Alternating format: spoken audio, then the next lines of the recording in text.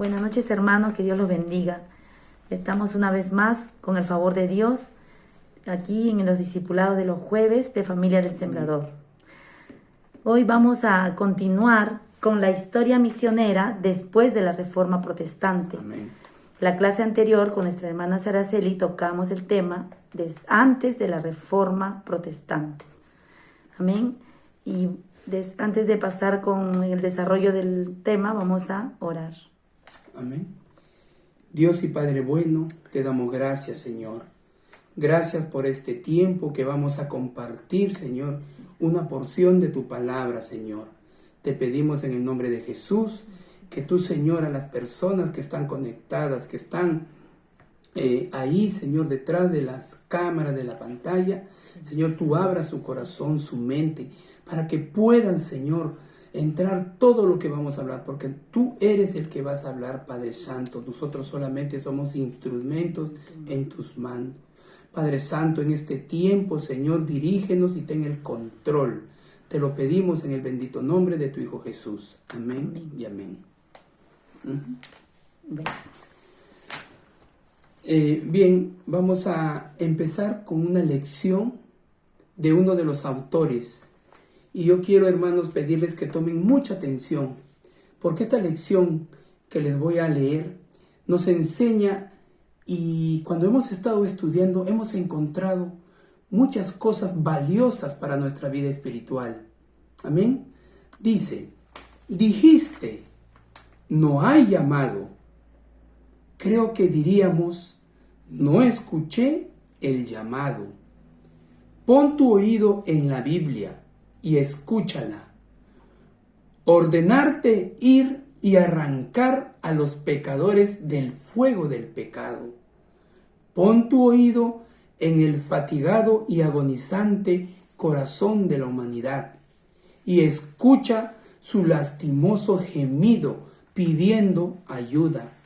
Ve y párate a las puertas del infierno y escucha a los condenados suplicarte que vayas a la casa de sus padres y ordenes a sus hermanos y hermanas y sirvientes y amos a no venir ahí.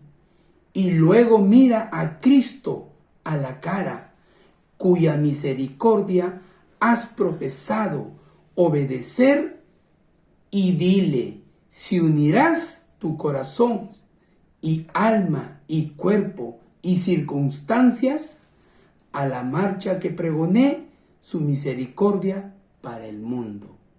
Amén. En esta lección se interpretan los principales acontecimientos que, al ser combinados por la dirección providencial de Dios, produjeron lo que se llama las misiones modernas. Aquí se designan con esta expresión los esfuerzos evangélicos. No se incluyen aquellos efectuados por las órdenes católicas como la de los franciscanos, jesuitas y dominicos, entre muchos. Amén. Lo que acabas de leer me lleva al pasaje de Lucas 16. ¿Se acuerdan de el rico y Lázaro? Cuando los dos murieron, ¿qué pasó? Dice que el rico fue enviado al lugar donde están los muertos y sufría mucho. Miró hacia arriba y vio muy lejos a Abraham y a Lázaro sentado a su lado. El hombre rico gritó, Padre Abraham, ten compasión de mí. Manda a Lázaro para que moje la punta de su dedo con agua y refresque mi lengua. Estoy sufriendo en este fuego. Pero Abraham le dijo, Hijo mío, recuerda que mientras estabas vivo, la pasaste muy bien, pero Lázaro sufrió mucho. Ahora él recibe consuelo aquí, mientras tú estás sufriendo. Además, entre nosotros hay un abismo muy grande, para que nadie pueda pasar de aquí para allá, ni de allá para acá. Entonces el hombre rico dijo, Padre, te ruego que mandes a Lázaro a la casa de mi padre. Dile que les advierta a mis 5 hermanos, y así ellos no tengan que venir también a este lugar de sufrimiento. Pero Abraham le dijo, Ellos tienen los escritos de Moisés y de los profetas, que les presten atención y los obedezcan. El hombre rico dijo: no, padre Abraham, pero si alguien va desde donde están los muertos y les avisan, ellos cambiarán su manera de pensar y de vivir. Abraham les dijo: si ellos no escuchan a Moisés y a los profetas, tampoco escucharán a alguien que regrese de entre los muertos. Amén. Amén. Esta es una gran reflexión que nos hace el Señor en esta hora, que mucha gente se está muriendo y yéndose a un lugar de tormento, de sufrimiento. Y muchos creen que se van al cielo, y no todos se van al cielo. Y si tú no has recibido a Cristo como Señor y Salvador de tu vida, te vas a ir a un lugar de tormento, de sufrimiento. Por eso que nosotros tenemos esa carga ahorita de llevar el mensaje de salvación a toda persona que no conoce a Jesucristo, ¿no? Para que no pase en este momento doloroso, porque es un momento donde tu cuerpo se queda aquí. Este es cuerpo, materia, pero lo que sale de tu cuerpo es tu alma, que va a sentir, va a ver. Solamente le falta este cascarón nada más, pero allá es el sufrimiento eterno, hermanos. Amén. Amén.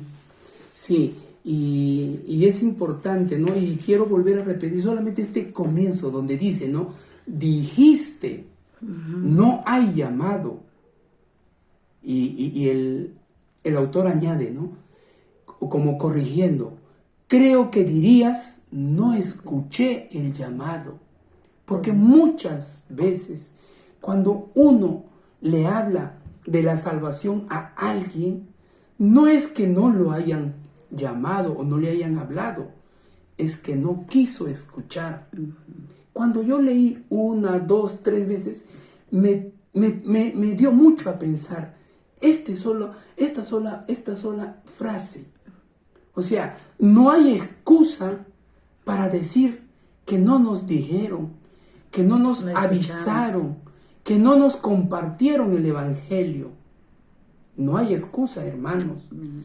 Entonces, ahora, cuando comencemos a desarrollar el tema de la historia misionera después de la Reforma Protestante, vamos a ir encontrando desde dónde viene, ¿no? El evangelio.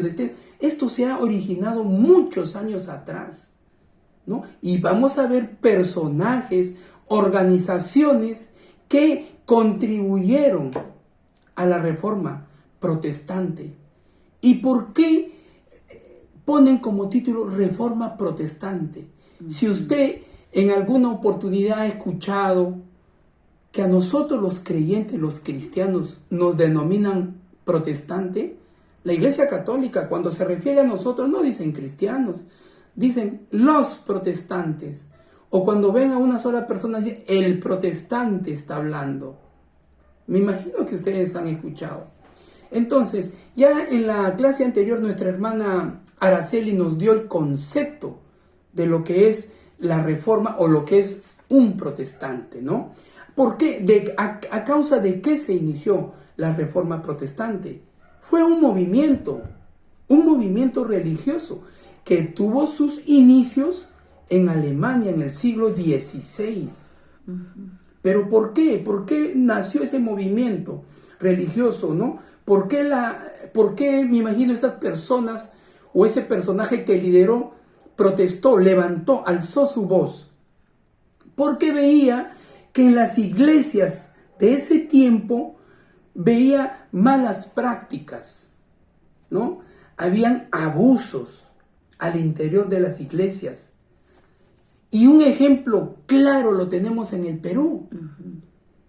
Si usted ha estudiado la historia del Perú, cuando vinieron los españoles al Perú a conquistar al imperio incaico, ¿cómo ellos quisieron inculcar la religión a los indios? Mediante la Inquisición. Tortura. ¿Y en qué consistía la Inquisición? Torturaban a las personas que no aceptaban. Eso lo tenemos actualmente. Tenemos un museo donde usted, si tiene la gran bendición de ir y visitar, va a ver cómo se torturaba a los indios y a las personas que no compartían la fe de los españoles. Entonces, es contradictorio a lo que Jesús nos enseñó. Jesús en ningún momento nos obligó, nos pegó, nos castigó para que lo aceptemos, para que aceptemos el reino de los cielos. Él vino con amor. Amén. Amén. Entonces, eso es una reseña que yo les quise yo compartir para que tengan una idea. ¿Qué es una reforma protestante? ¿Por qué se le denomina protestante? Y es más, para que acuerden que a nosotros, los cristianos evangélicos, que defendemos o sustentamos la fe de las Sagradas Escrituras, es en base a lo que está escrito. Nosotros no cambiamos, no alteramos, no aumentamos nada, ninguna palabra de lo que está escrito en las Santas Escrituras. Amén. Amén, hermanos. Entonces vamos a ir a los pasajes y textos bíblicos, Amén. Que son dos: Juan 20, 30, 31, Isaías 49, 6. Amén. Bueno, vamos a leer Isaías 49, 6. Pero lo vamos a leer desde el 1 hasta el 6 para que podamos entenderlo mejor. Amén. Amén. Dice: escuchen todos ustedes en tierras lejanas. Presten atención ustedes que están muy lejos. El Señor me llamó desde antes que naciera. Desde el seno de mi madre me llamó por mi nombre. Hizo que mis palabras de juicio fueran tan filosas como una espada. Me ha escondido bajo la sombra de su mano. Soy como una flecha afilada en su aljaba. Él me dijo: Israel, tú eres mi siervo y me traerás gloria. Yo respondí: pero mi labor parece tan inútil. He gastado mis fuerzas en vano y sin ningún propósito. No obstante, lo dejo en manos del Señor. Confiaré en que Dios me recompense. Y ahora habla el Señor, el que me formó en el seno de mi madre para que fuese su siervo, el que me encomendó que le trajera a Israel de regreso. El Señor me ha honrado y mi Dios me ha dado fuerzas. El 6 dice: harás algo más que devolverme al pueblo de Israel. Yo te haré luz para los gentiles y llevarás mi salvación a los confines de la tierra. Amén, Amén. Y amén. Ahí en ese verso 6 está la clave de todo. ¿Qué es lo que dice Isaías? Que Israel iba a ser salvo, pero no solamente Israel. Dice: yo te haré luz para los gentiles. Para los gentiles. No se refería solamente al pueblo de Dios. Estaba hablando al mundo entero. Recuerden que gentiles son los no judíos y nosotros somos parte de ese grupo, ¿no? de personas a las que se refiere el pasaje bíblico. Y esto también se relaciona con la lección que le hemos leído, ¿no? Porque dice que la palabra debe llevarse a los confines de la tierra. Y eso tiene que cumplirse, ¿no? Y vamos también a darle una pequeña... ¿Qué es lo que significa el significado del libro de Isaías? Algo pequeño para que ustedes también se enriquezcan. Porque saber más de la palabra de Dios es enriquecer nuestra vida, nuestro corazón, para que podamos actuar como Jesús nos enseñó. Dice que el significado del libro de Isaías, ¿no?, anuncia el nacimiento, sacrificio y gloria de Jesús. Y además el alcance, vuelven a repetir acá, el alcance universal de la salvación. No solamente quiere la salvación para Israel, dice el alcance universal. Universal se refiere a todo el universo, por lo que se considera en algunas ocasiones como el príncipe de los profetas a Isaías. Amén, ¿no? Entonces, así como Isaías se convirtió en uno de los más grandes profetas de Dios, anunciando al pueblo de Israel que un día el Mesías salvaría a su pueblo y le traería la paz y la justicia para siempre, igual iba a ser para todos nosotros. Amén. Sí. El Señor nos ha llamado, dice, desde el vientre. ¿no? Desde el Señor, antes de que nosotros nos formara en el vientre de nuestra madre, Él ya nos conocía. Ya nosotros somos llamados, ¿no? Nosotros tenemos ahí la simiente de Jesús que vamos a llevar su palabra hasta los confines de la tierra. Y ese es lo que nosotros tenemos que hacer, ¿no? Llevar su palabra. Expandir. Esa es la gran comisión que nos ha dejado. Y más adelante vamos a ver, ¿no? Que estos personajes solamente se enfocaban en determinadas instrucciones y se olvidaban de las otras. Hoy en día nosotros, gracias al tiempo que ha avanzado, se ha ido mejorando esa enseñanza, ¿no? Amén. Amén. Entonces vamos a seguir con el tema que empezamos con la Reforma Protestante en Europa. Vamos a ver qué dice. Que la Reforma hizo más énfasis en lo teológico que en lo misionero. Los reformadores no promovieron las misiones debido al carácter mismo de la Reforma. Amén. Y esta se enfoca en dos objetivos. A. Rescatar el cristianismo de la corrupción moral y eclesiástica presente en la iglesia de aquella época. B. Exaltar las sagradas escrituras y las doctrinas de la gracia y la suficiencia de la fe como único medio para obtener la salvación. Amén. ¿No? El criterio sobre la comisión de la iglesia dice, en cuanto a la gran comisión, Lutero creía que ésta se limitaba a los apóstoles. Por su parte, Zwinglio y Calvino creyeron que estaban en vigencia la responsabilidad misionera, pero que debía realizarse mediante el apoyo de las autoridades civiles. Otro punto dice, un mejor fundamento para los misioneros. A pesar de que los reformadores no emprendieron labor misionera, ¿no? Acá dice, no emprendieron labor misionera, sí introdujeron las escrituras al idioma del pueblo, como Lutero hizo en alemán y Tyndale en inglés. Sentaron los fundamentos doctrinales que tendrían aplicación posterior a las misiones. Las doctrinas bíblicas de solo Cristo, sola escritura, sola gracia y sola fe son elementos esenciales de la predicación evangélica que han dado una verdadera riqueza a la obra misionera. Amén. Bien, como vemos y como les había adelantado, estos personajes y las organizaciones que ellos formaron se enfocaron en parte de las doctrinas, parte de las enseñanzas que teníamos que seguir, pero olvidaron puntos principales y esenciales. Una de ellas es esta, que te voy a repetir, ¿no?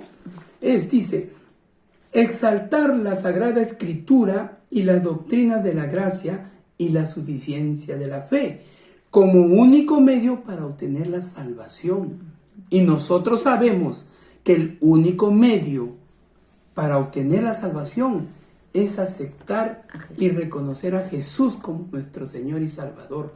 Ellos pensaban o creían que solamente por fe, por las doctrinas y por exaltar las sagradas escrituras íbamos a obtener la salvación. Y se olvidaban de lo principal, ¿no? Pero al margen de todo esto, contribuyeron con la Reforma Protestante, ¿no? Sabemos que no somos perfectos. Ahora, también ellos dejaron de un lado las misiones. Y recuerden que las misiones es importante, porque mediante las misiones uno expande la palabra. Uno lleva a esos lugares que quizás no llegó la palabra. Es importantísimo las misiones. No, las misiones es ir a un lugar cercano, a un lugar lejano, para poder predicar la palabra de Dios, ¿no? Ahora también algo que yo quiero resaltar acá dice, ¿no? Que Calvino creyeron que estaba en vigencia la responsabilidad misionera, pero que debía realizarse mediante el apoyo de las autoridades civiles. O sea, ellos daban esa tarea a las organizaciones que no tenían nada que ver con la religión, ¿no? Entonces, algo que también en ese tiempo me imagino, ¿no? Errores que han podido cometer como cualquiera. ¿Ok? Entonces, pero hicieron una gran contribución. Y una de las grandes contribuciones fueron la aplicación posterior a las misiones, dice, ¿no? Y una gran contribución fue la traducción al lenguaje alemán y al inglés, ¿no? Al lenguaje alemán por parte de Lutero y al inglés por Tyndale. Amén. Entonces, eso fue contribuciones a favor de la Reforma Protestante. Amén. Ahora, vamos a ver, como les había adelantado también, las organizaciones que contribuyeron a esta Reforma Protestante. Tenemos una de ellas, que es el movimiento pietista en el siglo XVII al XVIII en Europa. Recuerdan que toda la reforma comenzó en Europa, se expandió después a Asia, Oceanía y a los Estados Unidos. No dice Estados Unidos, pero lo relaciona con América del Norte. Amén. Entonces, ¿qué cosa fue el movimiento pietista? Fue un movimiento de renovación espiritual que surgió como reacción a la rigidez e indiferencia de la iglesia hacia una vida práctica. Fue iniciado por el líder luterano Jacobo Spener en el año 1635 al 1705. ¿Y qué cosa es lo que hizo? ¿Cuál fue el antecedente que nos dejó esta organización o este movimiento pietista? ¿No? Sobresalió la contribución del Justianino von Belz, líder austriaco llamado el agitador de las misiones. Este hombre hizo un señalamiento vigoroso a la iglesia sobre su responsabilidad de llevar el evangelio a los paganos. En 1644 inició la publicación de 3 tratados en defensa del impulso misionero. Von Belz mismo fue como misionero a la Guyana holandesa, en donde murió. Amén. Continuamos. También tenemos a la Universidad de Halle en el siglo XVIII. Esta universidad Halle, situado en Alemania, se convirtió en el centro propagador del pietismo, así como de la actividad misionera. Muchos líderes fueron enviados a otros lugares por las sociedades misioneras de Inglaterra, Holanda, Dinamarca. Bartolomé Siegenvald, el primer misionero protestante en Asia, como les estaba diciendo, ¿no? Estos personajes comenzaron a expandirse, empezaron por Europa, ahora se expanden hacia Asia y más adelante se van a América del Norte. Era un cristiano pietista. Ese era el movimiento pietista. Ahora tenemos otro movimiento, los moravos. ¿Quiénes fueron los moravos? ¿Y cuál fue su contribución? ¿Cuál fue su trabajo que hicieron? Los moravos, ¿qué cosa eran los moravos? Es la iglesia evangélica pre-luterana más antigua de Europa. Amén. Entonces, ¿quién fue el propulsor de la actividad misionera de los moravos? Fue el conde Nicolás von Sindemford en el año 1700 y al 1760, un noble de Sajonia, Alemania. El Señor usó la influencia pietista de la Universidad de Halle para imprimir en él una pasión por la gente no redimida de otros lugares.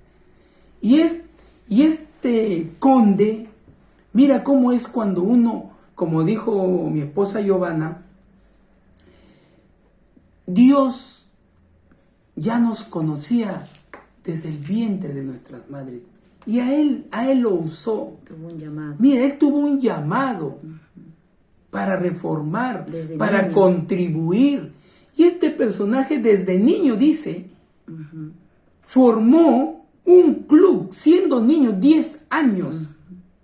Fundó un club con sus amiguitos, miren, llamado la Orden de la Semilla de Mostaza. Y tenía 4 objetivos principales: piedad personal, socorro a los damnificados, unidad cristiana y la evangelización del mundo. Qué bonito, ¿no? Que desde niño ya Dios lo había ya tocado para que él sirviera, contribuyera con su obra. Y uno, bueno, dice, no, ¿y por qué a mí no me usó en ese tiempo? Pero Dios sabe a quién usa en su debido momento. No podemos nosotros reclamarle, ¿no? Y cuando le toca a usted, póngase a trabajar. Mire cómo este personaje, cada uno en su debido tiempo, con su debido talento, con sus cosas o con sus errores, contribuyó. ¿Y usted por qué no contribuye? Tenemos que contribuir. Amén. Entonces, esos son las 4 características que estos niños, que este conde siendo niño fundó junto a sus amigos, ¿no? Dice, ¿no? Y la evangelización del mundo. Su fervor se expresaba en esta frase: tengo solo una pasión, y es Él y solo Él. ¿Y a quién se refiere? A nuestro Creador. Dice que su fervor, su pasión, su vida. Yo estoy agregando eso, no dice acá, pero a cuando Él dice fervor, yo lo relaciono con todos esos términos. Dice, tengo solo una pasión, y es Él y solo Él. Primero, segundo, tercero, cuarto, quinto, es Él, mi Dios. Visitó el Caribe e inspiró en los moravos una gran preocupación por las personas necesitadas de Cristo. Posteriormente, en el siglo XVIII, los moravos establecieron obra evangélica en el Caribe. Comenzamos en Europa, se expandió a Asia y llega al Caribe. La India, la Guyana holandesa y los Estados Unidos en 1849. Amén. Y es más, se vino a Centroamérica, Nicaragua. El ejemplo de los moravos fue extraordinario. Amén, amén, amén. Continúa. Aquí vemos cómo los niños son usados también poderosamente por el Señor. Amén. ¿No? Y ese niño, ¿no? Y aquí Nicolás Bon, como desde niño tuvo un llamado para esa gran misión. Y él contribuyó grandemente en esta misión que estamos ahora estudiando. De los moravos, ¿no? Amén. Ahora vamos a leer el avivamiento wesleyano. El avivamiento wesleyano trata del siglo XVIII. En Europa. Amén. Y en Estados Unidos. Exactamente. Amén. Sí.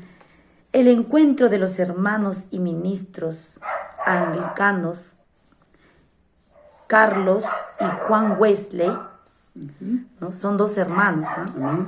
Con los moravos fue decisivo para el despertar espiritual y el movimiento metodista que se formaría después. En una ocasión, los Wesley acompañaban a unos moravos que viajaban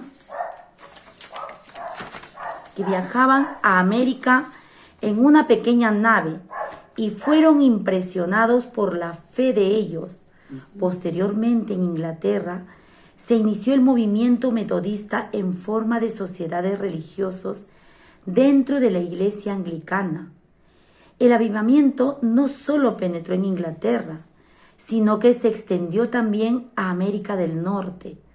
Al pasar los años, el metodista se independizó de la iglesia anglicana. Vemos aquí los beneficios del avivamiento wesleyano en la expansión de la iglesia. Y fueron muchos, pero se formaron ahí 4. principales, Amén. que fueron, primero, sociedades voluntarias cristianas, sociedades misioneras, sociedades bíblicas. Se puede apreciar con claridad que la iglesia estaba precisando de un cristianismo con la vitalidad espiritual para poder obedecer la voluntad revelada de Dios. Amén. Y vemos aquí cómo estos dos hermanos contribuyen a estas misiones, ¿no? Por medio del arte, Amén. ¿no?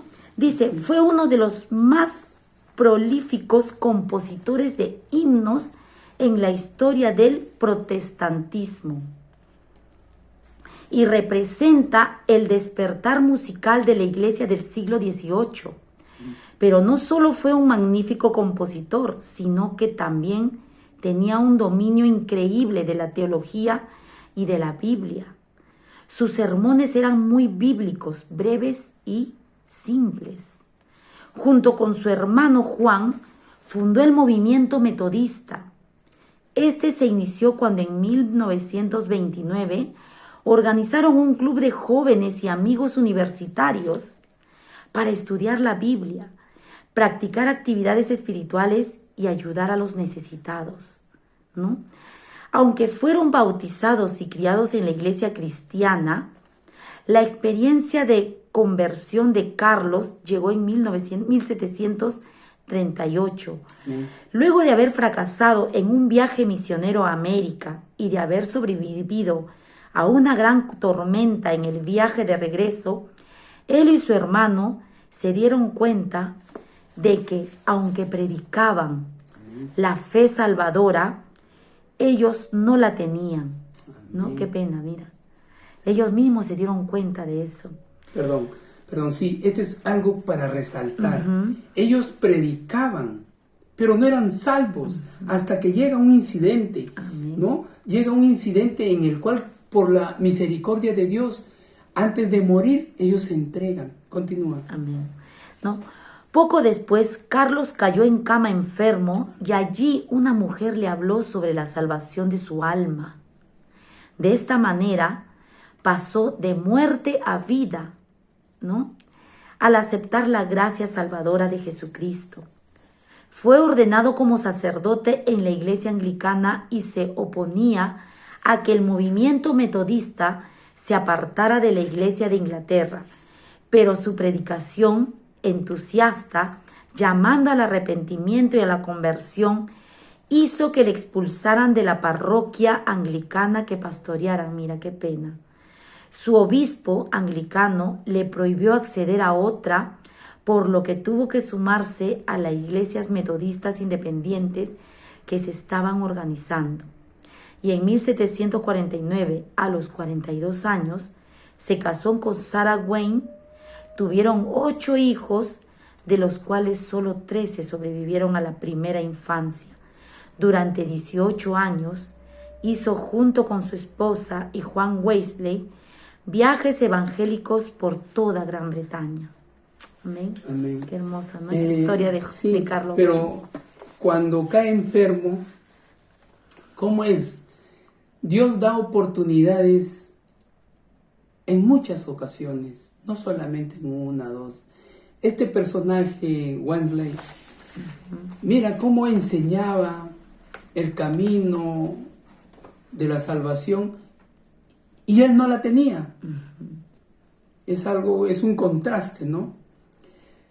Pero Dios, en su inmensa misericordia y yo siempre uso este término, en su gran amor hacia sus hijos, a su creación, da la oportunidad, porque Dios lo usó. Sí. Y para que él terminara y sellara el trabajo que este personaje hizo, le dio la salvación. Y es más, él pasa a ser salvo y creo que el obispo a donde él pertenecía a esta comunidad lo expulsa porque él había cambiado ya de doctrina, ¿no? El verdadero camino a seguir. Y su predicación, dice, era entusiasta. Amén. Mira cómo sería su predicación de él, ¿no? Que llamaba al arrepentimiento a mucha gente. Por eso es que nosotros nos apasionamos. Nosotros debemos ser apasionados del Evangelio. ¿Para qué? Para que las personas, cuando vean esa pasión que tenemos o sentimos por el Evangelio, ellos se contagien, ¿no? Ellos vean y vean en nosotros ese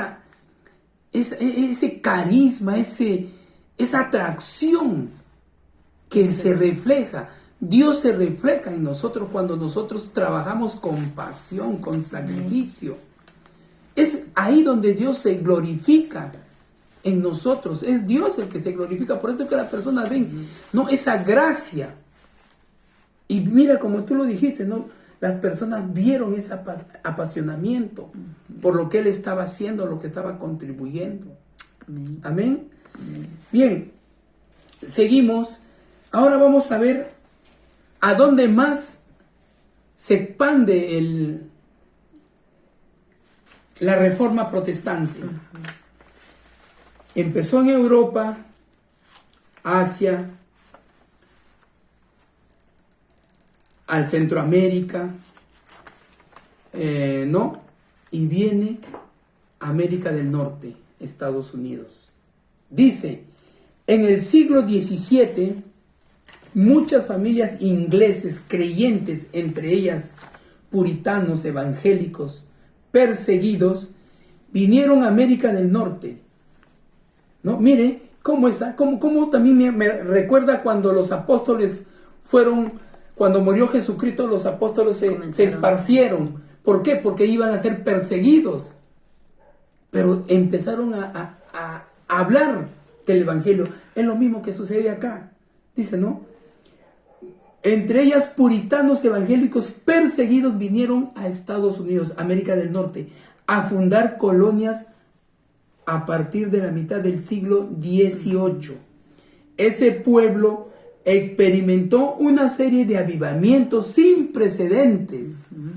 Dios usó el liderazgo indiscutible de Jonathan Edwards en el año 1702 al 1758 y Jorge Whitfield 1714 a 1770.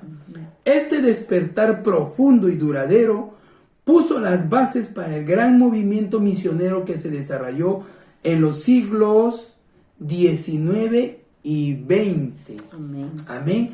Miren cómo, por eso nosotros decimos, ¿no? O pedimos en nuestras oraciones que nosotros vayamos o seamos embajadores para expandir su palabra. Y es lo que pasó en este tiempo, ¿no? Con la reforma protestante.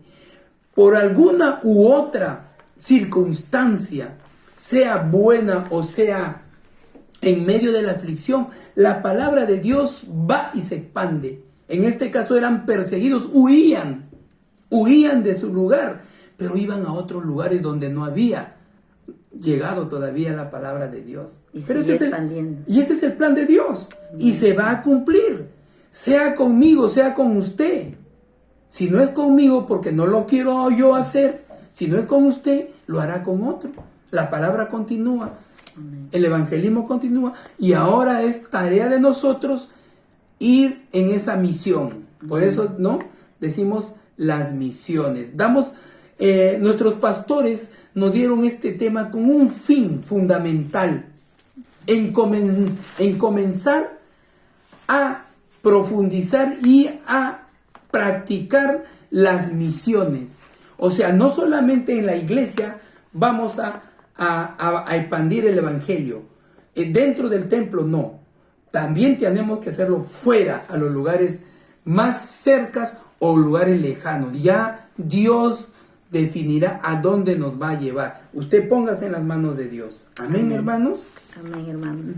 Ya como para terminar ya el tema, ¿no? Vamos a ver que Dios es un Dios misionero. Y en primer lugar debemos reconocer que Dios es un Dios de misiones. Amén. Y está levantando, dice, un pueblo para sí mismo de entre los pueblos de todo el mundo. Personas fueran tocadas por Dios, empoderadas por su espíritu y motivadas a ir en misión hasta los confines de la tierra. Sabían que muy probablemente habría dificultades y enfermedades y hasta una muerte prematura, pero estaban contra niña por el amor de Dios y miles de misioneros respondiendo al llamado. Sabemos que muchos misioneros están en todo el mundo sufriendo y siendo perseguidos, pero ellos están cumpliendo ese llamado, ¿no? La calidad está antes que la cantidad. Comunicar el mensaje del amor de Jesús a un mundo herido. La construcción de iglesias, el desarrollo de líderes requiere de tiempo. Y el éxito en tanto calidad no se puede medir solo en números, pero solo por el juicio del tiempo. Lo que sí debe afirmarse es el valor de los avivamientos para impulsar de manera natural y significativa el crecimiento de la iglesia, que a la vez avance la reforma moral y el cambio social de la comunidad. Amén. ¿No? Misión es la participación de todos los cristianos en la misión liberadora de Jesús. Es la buena noticia del amor de Dios, encarnada en el testimonio de una comunidad por el bien del mundo. Amén, hermanos. Entonces, en esta lección nos ha enseñado muchas cosas. Y al momento de estudiarla nos ha hecho reflexionar en muchas cosas lo que hemos estado haciendo y lo que tenemos que seguir haciendo, ¿no? Y ponernos siempre en manos de Dios, porque Dios es el que tiene control de todo y nos va a llevar a los lugares donde nosotros ni siquiera pensamos de repente que vamos a llegar. Amén. Amén, hermanos. Bueno, esto es todo por hoy. Y no sé, les dejamos ya las preguntas en el WhatsApp y nosotros esperamos también que nos respondan y nos manden al WhatsApp, pues, ¿no? Sus preguntas, sus respuestas. Amén, hermano. Sí, gracias por su atención, por su tiempo, ¿no? que han dado. Y sí, para terminar también, pues, quisiera decirles, pues, que hay que centrarnos y hay que alinearnos en lo que Dios quiere para nosotros. Amén, hermano. Estamos en un tiempo difícil, pero sabemos que estamos bajo el control y la dirección de nuestro Padre Celestial. Gracias, hermanos. Continúen apasionándose más por la Biblia, por las oraciones, por los ayunos y por todo. Amén. Que Dios les bendiga. Será hasta la próxima semana, si Amén. Dios así lo quiere.